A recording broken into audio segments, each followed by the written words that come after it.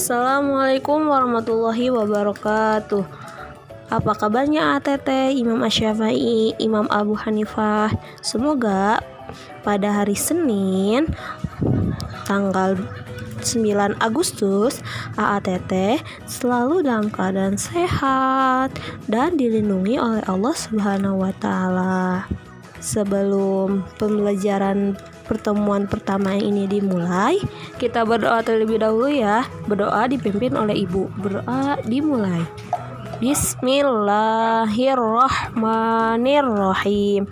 Allahumma inni as'aluka rizqan thayyiba wa ilman nafi'a wa amalan mutaqabbalan. Rabbi zidni ilman warzuqni fahman. Ya Allah, sesungguhnya aku memohon kepadamu rizki yang baik dan ilmu yang bermanfaat, serta amal yang diterima.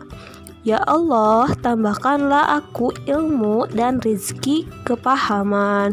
Oh my God, give me science and intelligence and bless me. Amin. Ya Allah, ya Rabbal Alamin.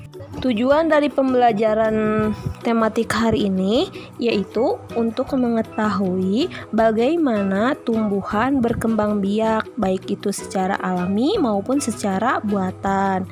Selain itu, dengan video pembelajaran ini semoga AATT dapat menyebutkan nama dan ciri-ciri yang ada pada tumbuhan.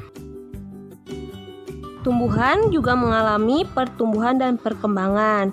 Pertumbuhan-tumbuhan dicirikan dengan bertambah besar dan tingginya tumbuhan. Selain itu, meningkatnya kemampuan tumbuhan untuk beradaptasi dan berkembang biak.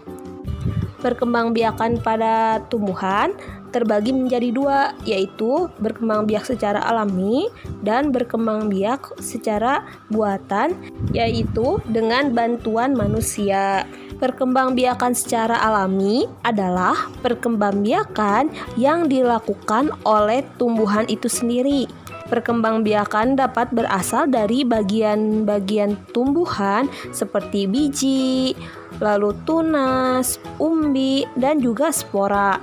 Pada biji contohnya seperti bibit mangga, tunas seperti tunas pisang, umbi contohnya seperti umbi kentang, dan yang terakhir spora contohnya seperti suplir. Lalu yang kedua, perkembangbiakan secara buatan, yaitu perkembangbiakan yang dilakukan dengan bantuan manusia.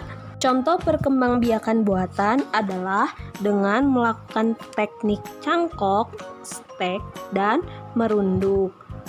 Pada tanaman singkong, teknik stek selalu dilakukan agar tanaman dapat cepat tumbuh.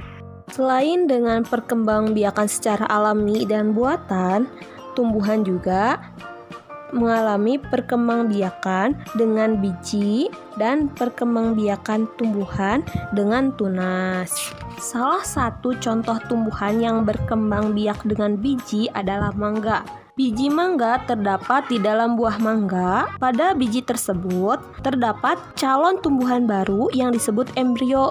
Embrio ini akan tumbuh menjadi pohon mangga yang baru. Lalu yang kedua, perkembangbiakan tumbuhan dengan tunas, contohnya seperti tumbuhan pisang, bambu, tebu, dan cocor bebek.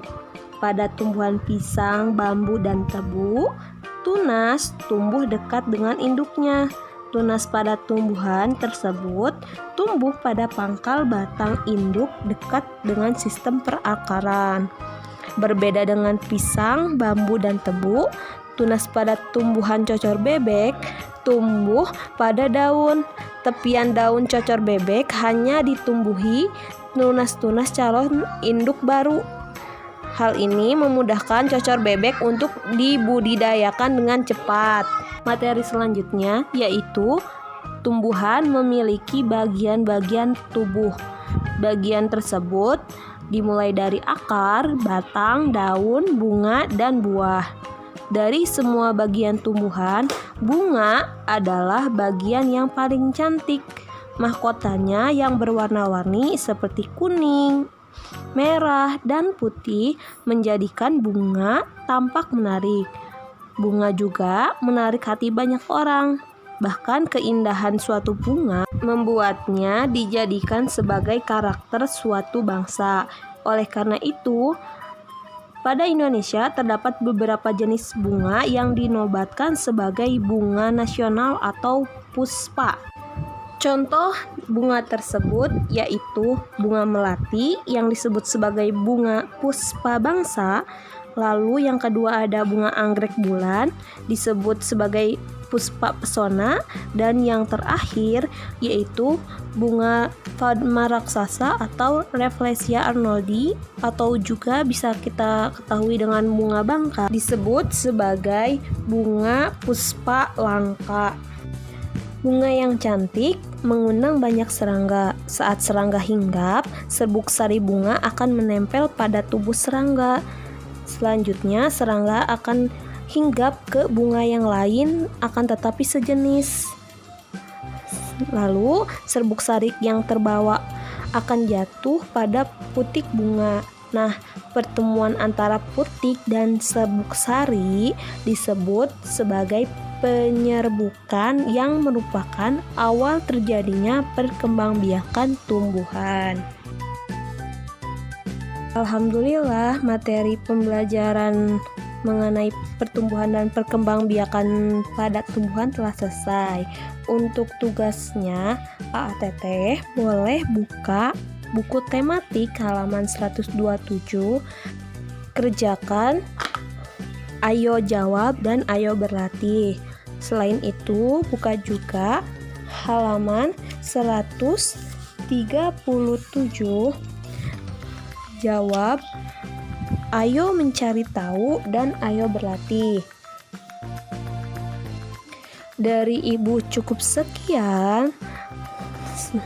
AATT jangan lupa untuk jaga kesehatan, jaga istirahatnya, dan tugasnya dikerjakan. Nanti boleh difoto dan dikirim ke Ibu. Dan wassalamualaikum warahmatullahi wabarakatuh.